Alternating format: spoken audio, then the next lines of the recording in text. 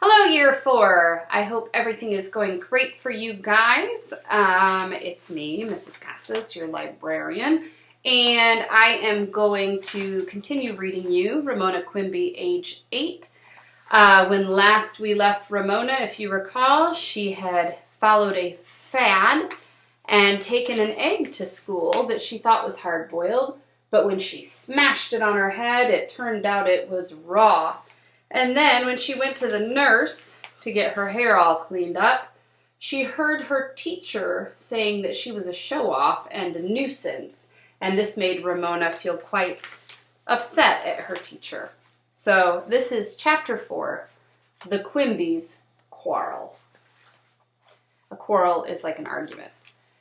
"But Ramona," said Mrs. Quimby on Saturday, "I've already told you that I boiled several eggs so I wouldn't have to boil an egg for you every morning. I put the boiled eggs on one shelf of the refrigerator and the raw eggs on another. In my hurry, I took an egg from the wrong shelf. I'm sorry. There's nothing more I can say." Ramona remained silent. She felt mean and unhappy because she wanted to forgive her mother, but something in that deep, dark down place inside her would not let her. Hearing her teacher call her a show-off and a nuisance hurt so much she could not stop being angry at almost everyone. Mrs. Quimby sighed in a tired sort of way as she gathered up the sheets and towels to feed into the washing machine in the basement. Ramona stared out the window and wished the misty rain, which fell softly and endlessly, would go away so she could go outdoors and roller skate away her bad feelings. Beezus was no help. She'd spent the other night at Mary Jane's house with several other girls, and they'd stayed up late watching a horror movie on television and eating popcorn. Afterward, they stayed awake talking, too scared to go to sleep. That morning, Beezus had come home tired and grouchy, and had fallen asleep almost immediately. Ramona wandered around the house looking for something to do, when she discovered her father, sitting on the couch, pencil in hand, drawing pad on his knee, frowning at one bare foot. And there he is doing that.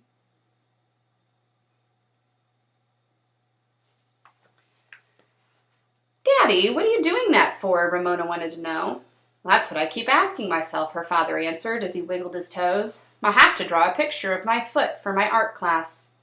"I wish we got to do things like that in my school," said Ramona. She found a pencil and paper, pulled off one shoe and sock, and climbed onto the couch beside her father. Both studied their feet and began to sketch. Ramona soon found that drawing a foot was more difficult than she had expected. Like her father, she stared, frowned, drew, erased, stared, frowned, and drew. For a little while, she forgot she was cross. Cross is a word that you can sometimes use for grumpy or grouchy. She was enjoying herself. "There," said Ramona at last. She had drawn a good, not an excellent, foot. She looked at her father's paper and was disappointed in what she saw. It was the kind of picture a teacher would pin up off in the corner where no one but the artist would notice it. Her father's foot looked like a flipper. For the first time, Ramona began to doubt that her father was the best artist in the whole world. This thought made her feel sad in addition to reminding her she was cross at that world. Mr. Quimby studied Ramona's picture. "That's not bad," he said. "Not bad at all." "My foot is easier to draw." Ramona felt as if she should apologize for drawing a better foot than her grown-up father. "My foot is sort of neater," she explained. "Your foot is kind of bony, and your toes are hairy. That makes your foot harder to draw." Mr. Quimby crumpled up his drawing and threw it into the fireplace. "You make me sound like Bigfoot," he said, with a rueful laugh, as he threw a cushion at Ramona. The day dragged on. By dinner time, Ramona still had not been able to forgive her mother, who looked even more tired. Mr. Quimby had crumpled up several more unsatisfactory drawings of his foot, and Beezus had emerged from her room, sleepy-eyed and half awake, when her mother called the family to supper. "I wish we could have cornbread again," Ramona said, not because she particularly liked cornbread, but because she felt so grumpy she wanted to complain about something. Cornbread was a pretty shade of yellow, which would have looked cheerful on a misty day. She leaned forward to sniff the plate of food set before her. "Ramona?" Even though her father did not speak the words, His voice said, "We do not sniff our food in this house." Ramona sat up. Broccoli and baked potato, both easy to eat, pot roast. Ramona leaned closer to examine her meat. She could not find one bit of fat, and there was only a little bit of gravy poured over her serving. Good. Ramona refused even the tiniest bit of fat. She did not like the slippery, squishy feeling in her mouth. "Delicious," remarked Mr. Quimby, who did not feel he had to inspect his food before eating. "Nice and tender," said Beezus, beginning to cheer up after her hard night. Ramona seized her fork, speared her meat on her plate, and began to saw with her knife. "Ramona, do try to hold your fork properly," said her father. "Don't grip it with your fist. A fork is not a dagger." With a small sigh, Ramona changed her hold on her fork. Grown-ups never remembered the difficulty of cutting meat when one's elbows were so far below the tabletop. She succeeded in cutting a bite of meat the way her parents thought proper. It was unusually tender and not the least bit stringy like some pot roast her mother had prepared. It tasted good, too. "Yummy," said Ramona, forgetting her anger. The family ate in contented silence until Beezus pushed aside her gravy with the side of her fork. Gravy was fattening, and although Beezus was slender, even skinny, she was taking no chances. "Mother!" Beezus's voice was accusing. "This meat has a rough surface." "It does?" answered Mrs. Quimby innocently. Ramona understood her mother was trying to hide something when she saw her parents exchange their secret-sharing glance.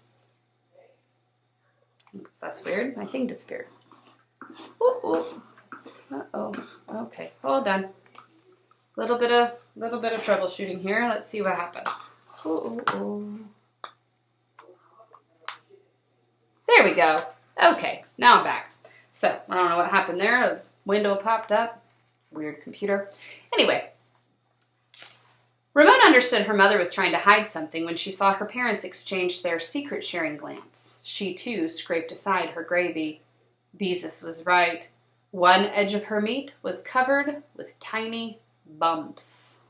What kind of meat would have bumps on it?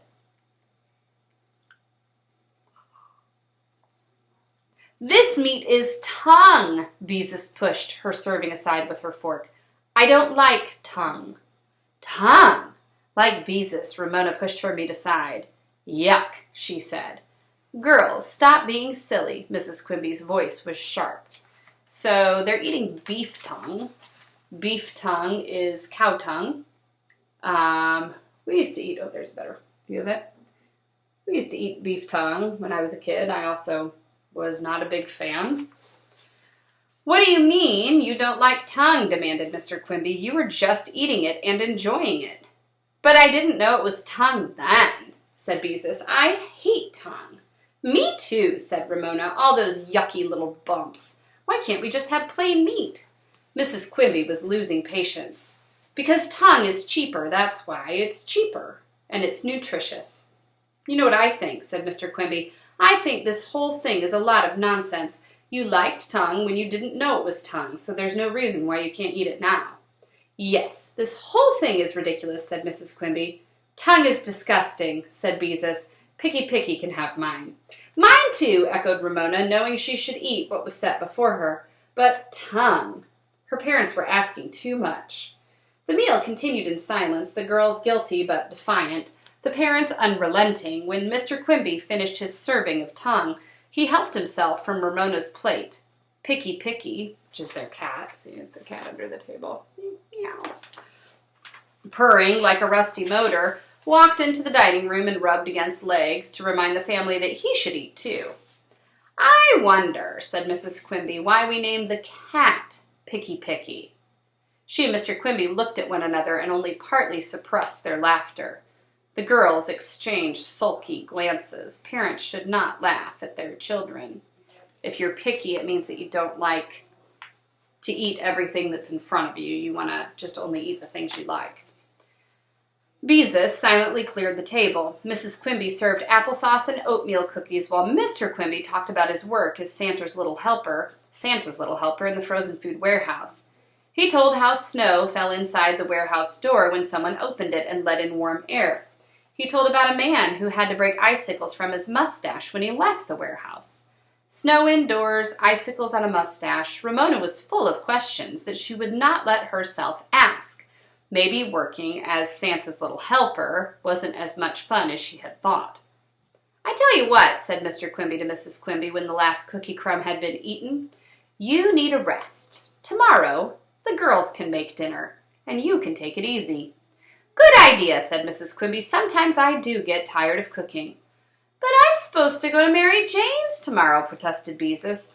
"Call her up and tell her you can't come." Mr. Quimby was both cheerful and heartless. "That's not fair," said Beezus. "Tell me why it isn't fair," said Mr. Quimby. When Beezus had no answer, Ramona understood their plight was serious.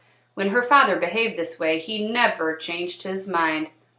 "But I don't know how to cook," Ramona protested, "except Jell-O and French toast." "Nonsense," said Mrs. Quimby. "You are in the 3rd grade and you can read. Anyone who can read can cook."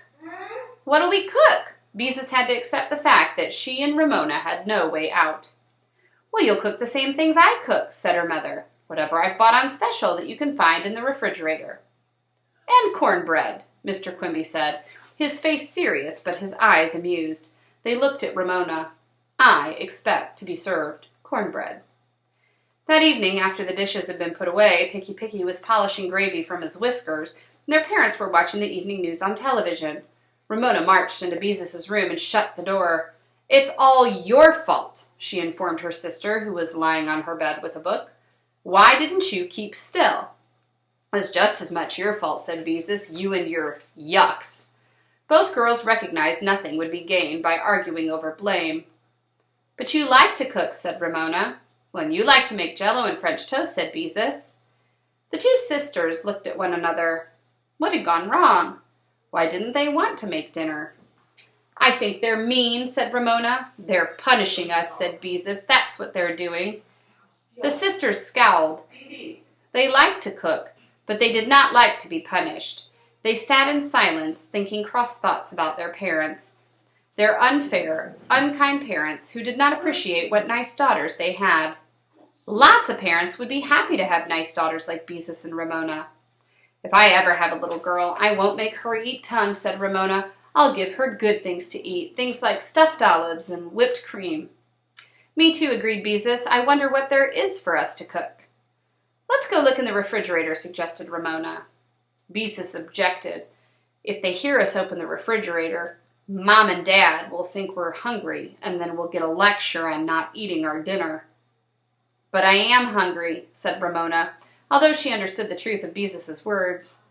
Oh, well, she wouldn't actually starve to death before breakfast. She found herself thinking of French toast, golden with egg, under a snowfall of powdered sugar. Maybe, Beezus was thoughtful, maybe if we're extra good, they'll forget about the whole thing. Does that ever happen to you guys? You act extra good so your parents forget that you were in trouble? I know my kids do that. Ramona now felt sad as well as angry. Here she had worked so hard to do her part by getting along at the camps, and now her family was not pulling together. Something had gone wrong. Beezus was probably right. The only way to escape punishment was to try being extra good. Okay, Ramona agreed, but her voice was gloomy. What a dismal thought, being extra good. But it was better than allowing their parents to punish them. Ramona went to her own room, where she curled up on her bed with a book. She wished something nice would happen to her mother and father, something that would help them forget the scene at the dinner table. She wished her father would succeed in drawing a perfect foot, the sort of foot his teacher would want to hang in the front of the room, above the middle of the blackboard. Maybe a perfect foot would make him happy. And her mother? Maybe if Ramona could forgive her for not boiling the egg, she would be happy. In her heart, Ramona had forgiven her, and she was sorry she'd been so angry with her mother. She longed to go and tell her, but now she could not. Not when she was being punished. So, that is the end of Chapter 4. The next upload will be of Chapter 5. And I will see you then. All right, have a great day, Year 4. Bye.